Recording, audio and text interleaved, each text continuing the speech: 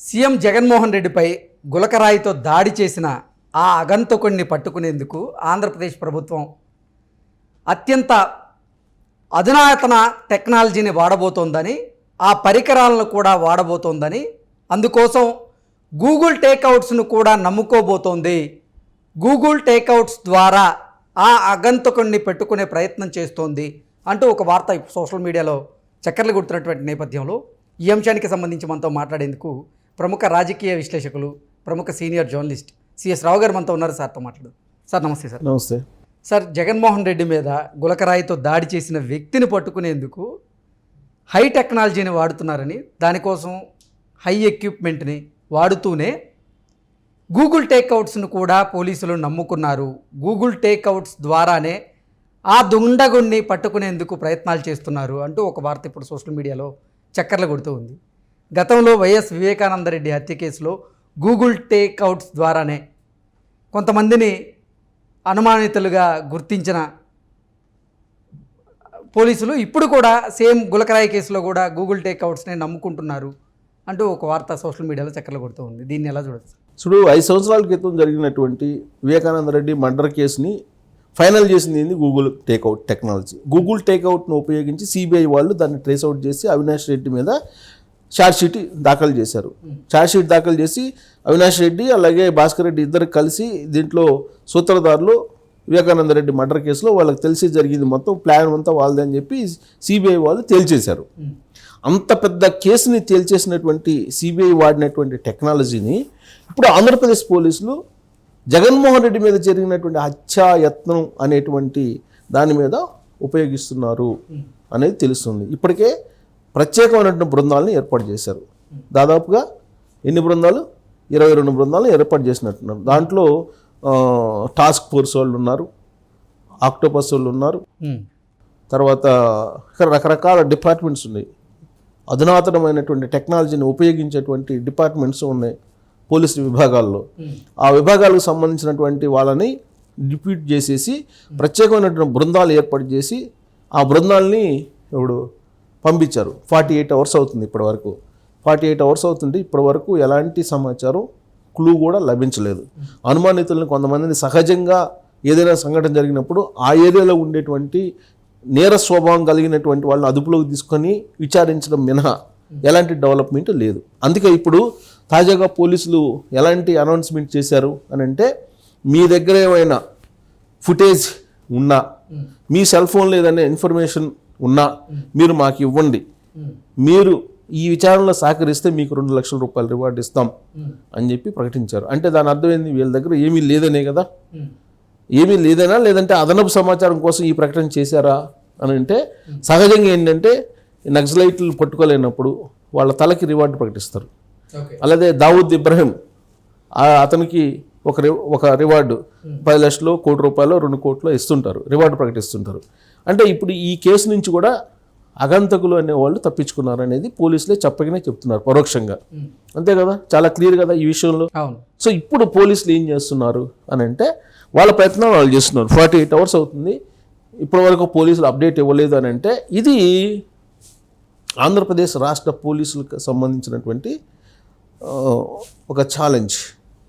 ఇది జగన్మోహన్ రెడ్డి మీద, ముఖ్యమంత్రి మీద జరిగినటువంటి దాడి కాదు, ఆంధ్రప్రదేశ్కు సంబంధించిన శాంతి భద్రతలకు సంబంధించినటువంటి ఒక ఛాలెంజ్ ఇష్యూ ఇది. ఇది కనుక ట్రేస్అవుట్ చేయకపోతే ఆంధ్రప్రదేశ్ పోలీసులు వ్యవహారం ఇప్పటికే వివాదాస్పదంగా ఉంది, ఆరోపణలు ఎదుర్కొంటున్నారు. ఇప్పుడు కనుక ఇది కనుక ఛేదించలేకపోతే పై స్థానంలో ఉండేటువంటి అధికారులు ఎవరైతే ఉన్నారో వాళ్ళని సెంట్రల్ ఎలక్షన్ కమిషన్ బాధ్యులను చేసేటువంటి అవకాశం ఉంది. ఇప్పటికే ఆల్రెడీ ఏం చెప్తున్నారు అక్కడ, ఇప్పుడు విపక్షాలు ఏం చెప్తున్నాయి, అసలు వీళ్ళ ద్వారా ఎన్నికలు ఫ్రీ అండ్ ఫెయిర్ ఎలక్షన్స్ ఎలా జరుగుతాయి?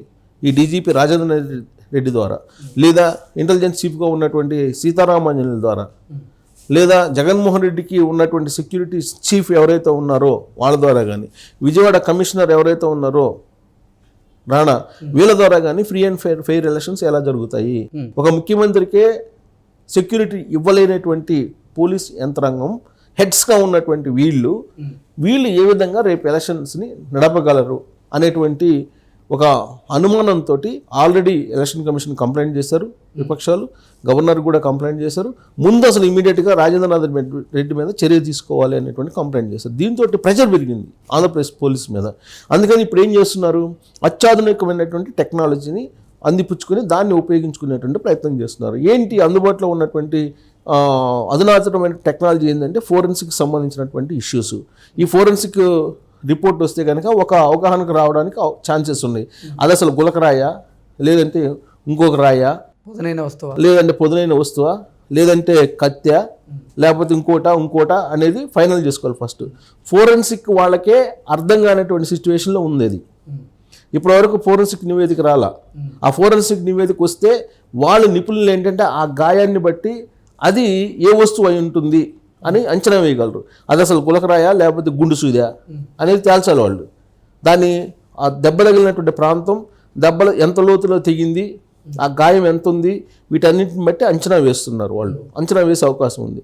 సో ఇప్పటి వరకు అంచనాకు సంబంధించి రిపోర్ట్ రాలా. సో నెక్స్ట్ ఏంటి, పోలీసులకు ఉన్నటువంటి ఒకే ఒక ఆధారం ఏంటి, ఫోన్ కాల్స్.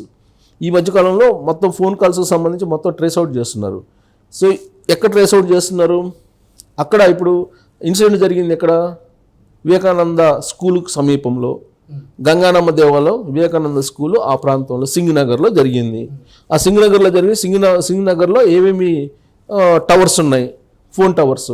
ఆ ఫోన్ టవర్స్కి గత 15 రోజుల నుంచి ఎక్కువ మంది ఎవరెవరికి చేసుకున్నారు ఫోన్లు, ఇంటరాక్షన్స్ ఎవరెవరు అయ్యారు, ఎవరెవరి మధ్య ఇంటరాక్షన్స్ ఎక్కువ కాలం ఎక్కువ టైం చేశారు అనేదాన్ని ఐడెంటిఫై చేస్తున్నారు. అది ఐడెంటిఫై చేసిన తర్వాత గూగుల్ టేక్అవుట్ ద్వారా ఆ పరిసర ప్రాంతాల్లో ఎక్కువ ఎవరెవరు ఈ ఫోన్ల ద్వారా, అంటే ఆ ఫోన్లు తీసుకొని వస్తారు కదా, ఎవరెవరు ఆయా ప్రాంతాలకి ఎక్కువ టైం వచ్చారు ఈ 10-15 రోజులు లేదా ఒక వారం రోజుల నుంచి. ఇప్పుడు ముందుగానే జగన్మోహన్ రెడ్డి యొక్క మేమంతా సిద్ధం బస్సు యాత్రకు సంబంధించి బ్లూ ప్రింట్ వస్తుంది చేతిలోకి. అది వచ్చిన తర్వాత నిజంగా కనుక ఇది కనుక ప్రీ ప్లాన్డ్గా జరిగి ఉంటే డెఫినెట్గా దాని వెనక రెక్కి నిర్వహించి ఉంటారు. రెక్కి అయితే నిర్వహించడానికి అవకాశం ఉంది. ఆ రెక్కి నిర్వహించడానికైనా సరే కొంతమంది ఫీల్డ్లోకి వస్తారు. ఆ ఫీల్డ్లోకి వచ్చినటువంటి వాళ్ళని కనుక్కోవడానికి ఉండేటువంటి ఒకే ఒక ఆధారం గూగుల్ టేక్అవుట్. ఈ గూగుల్ టేక్అవుట్ కనుక తీసుకుంటే వాళ్ళు సంచరించినటువంటి ప్రాంతం ఏముంది అనేది. ఇప్పుడు ఏదైతే ఇన్సిడెంట్ జరిగిందో సింగనగర్లో బస్ దగ్గర నుంచి ఆల్మోస్ట్ ఒక 2 కిలోమీటర్స్ రేడియస్లో ఏమేమి జరిగింది, అక్కడ ఉండేటువంటి వాళ్ళు ఫోన్లు ఎక్కువ ఎవరు మాట్లాడారు ఫస్ట్ ఐడెంటిఫై చేస్తారు. ఆ ఫోన్లు మాట్లాడినటువంటి వాళ్ళ సంచారం ఏ విధంగా ఉంది, ఎక్కడెక్కడ తిరిగారు అనేది గూగుల్ టేక్అవుట్ ద్వారా వాళ్ళు ట్రేస్ అవుట్ చేసేటువంటి ఛాన్సెస్ ఉన్నాయి. సో అప్పుడు ఈ కేసుకు సంబంధించి ఫైనల్ చేసి ఎవరినైనా అనుమానితులను తీసుకొని తర్వాత ఫోన్లో సంభాషణలు ఏమేమి ఉన్నాయి, సంభాషించారు వీళ్ళు అనే దాని మీద ఆడియో రికార్డింగ్కి పోతారు. అప్పుడు ఏదైనా ఫైనల్ అయితే అవుతుంది. లేదంటే ఈ కేసు మరొక కోడికత్తి కేసులాగా అయిపోతుంది. అట్లీస్ట్ కోడికత్తి కేసుకి ఎవరో ఒకరు నిందితులు దొరికారు. ఇప్పుడు ఈ కేసులో నిందితులు దొరకకపోతే ఆంధ్రప్రదేశ్ పోలీసులు పరువు పోయే అవకాశం ఉంది. ఎందుకంటే 5 అంచెల భద్రత జగన్మోహన్ రెడ్డికి, ప్లస్ నిరంతరం నిఘా, ప్లస్ ఆయన బస్సుకి 24 సీసీ కెమెరాలు ఉన్నాయి. 360 డిగ్రీలకు సంబంధించి మొత్తం క్యాప్చర్ అవుతుంది. ఈ క్యాప్చర్ అయినటువంటి డేటాని ఇప్పుడు అనలైజ్ చేస్తున్నారు. తర్వాత చుట్టుపక్కల ఆల్మోస్ట్ ఒక 2 కిలోమీటర్స్ రేడియస్లో ఉండేటువంటి సీసీ కెమెరాల ఫుటేజ్ అందరినీ తీసుకొని డంప్ చేసుకుని మొత్తం దాన్ని అధ్యయనం చేస్తున్నారు పోలీసులు. అధ్యయనం చేసి అసలు దీనికి సంబంధించిన ఆనవాళ్ళు ఏమైనా ఉన్నాయా లేవా అని ప్రస్తుతం సీసీ కెమెరాల ఫుటేజ్ చూస్తున్నారు. బస్సులు ఉన్నాయండి, 3 బస్సులు 4 బస్సులు ఉన్నాయి. అవన్నీ గవర్నమెంట్ తయారు చేసిన బస్సులే, దాదాపు 50 కోట్లు పెట్టి తయారు చేయించారు. అన్ని బస్సులకి సీసీ కెమెరాలు ఉన్నాయి. ఏ పక్క కూడా తప్పించుకోవడానికి లేదు. సో సీసీ కెమెరాల ఫుటేజ్ని ఎదుగుతున్నారు. అయితే ఇక్కడ వచ్చిన ప్రాబ్లం ఏంటంటే ఆ నైట్ టైమ్స్లో అది క్యాప్చర్ కావట్లేదు, ఆ ఫేస్లు ఐడెంటిఫై కావట్లేదు అనేది. సీసీ కెమెరాల ఫుటేజ్ అయితే ఉంది. అయితే ఆ సీసీ కెమెరాలలో ఉన్నటువంటి ఫుటేజ్లో ఆ ఫేస్ని ఐడెంటిఫై చేసేటువంటి పరిస్థితి లేదు అనేది ఒకటి వినిపిస్తుంది. సో అంత ఫుటేజ్ ఉన్నప్పటికి కూడా ఆ ఫుటేజ్ వేస్ట్ అయిపోయింది. ఆ ఫుటేజ్ పనికి రావట్లేదు. మరి బస్సుల్లో చుట్టూరు ఉండేటువంటి లోపల కూడా ఉంటుంది కదా, లోపల ఫుటేజ్ కూడా ఉంటుంది కదా. ఇప్పుడు అసలు ఆ లోపల ఫుటేజ్ని బయట పెట్టమంటున్నారు. ఇప్పుడు జగన్మోహన్ రెడ్డికి సంబంధించి చుట్టుపక్కల ఉండేటువంటి ఫోన్లు ముందు అవి బయట పెట్టండి అని చెప్పి విపక్షాలు డిమాండ్ చేస్తున్నారు. ఇప్పుడు ఆ లీడర్ కావాలని చేయించుకున్నారా లేదంటే నిజంగా జరిగిందా అనేది బయట పెట్టాలంటే ఫస్ట్ ఇప్పుడు జగన్మోహన్ రెడ్డి చుట్టూరు ఉన్నటువంటి వాళ్ళ ఫోన్లు మొత్తం తీసుకుని హ్యాండ్ ఓవర్ చేసుకొని ఆ కాల్ మొత్తం తీసుకోండి, కాల్ లిస్ట్ తీసుకొని మొత్తం ఐడెంటిఫై చేయండి అని చెప్పి ఒక క్లూ ఇస్తున్నారు. ఎవరు? తెలుగుదేశం పార్టీ వాళ్ళు. కాబట్టి ఇన్ని కోణాల నుంచి వీళ్ళు విశ్లేషించి ఫైనల్ చేస్తే తప్ప ఇది అయ్యేది కాదు ఇప్పటికి. సో ఇది ఎన్నికల్లో ప్రచారం చేసుకోవడానికి పనికొచ్చేటువంటి సంఘటనలాగా కనిపిస్తుంది తప్పితే దీంట్లో అసలు ఎలా జరిగింది అనే దాని మీద అసలు దీని సీరియస్నెస్ కన్నా కూడా ఒక ముఖ్యమంత్రికి ఇలాంటి సంఘటన జరిగినప్పుడు సీరియస్గా ఉండాలి, సీరియస్గా దాని మీద ఇన్వెస్టిగేషన్ చేయాలి, సీరియస్గా అక్కడ ఇన్వెస్టిగేషన్ జరగాలి, ఇన్సిడెంట్ కూడా అంతే సీరియస్గా చూడాలి. కానీ సోషల్ మీడియాలో దాన్ని ఒక కామెడీ సంఘటనగా చూస్తున్నారు. ఎందుకంటే గతంలో కోడికత్తి కేసు ఇవన్నీ చూశారు కాబట్టి. సో వాళ్ళు ఏదో నెటిజన్లు ఏది చూసినా డెఫినెట్గా పోలీసులు అయితే దీన్ని ఛాలెంజ్గా తీసుకుని చూడకపోతే భవిష్యత్తులో ఆంధ్రప్రదేశ్ పోలీసులు ఎలా ఉంటారు అనేది మాత్రం ఒక అపవాదుని పర్మనెంట్గా మూట కట్టుకోవాల్సి వస్తుంది. అలాంటి పరిస్థితులు లేకుండా వీళ్ళు ట్రేస్ అవుట్ చేస్తారని చెప్పి కోరుకోవాలి. Okay sir, thank you so much. Thank you.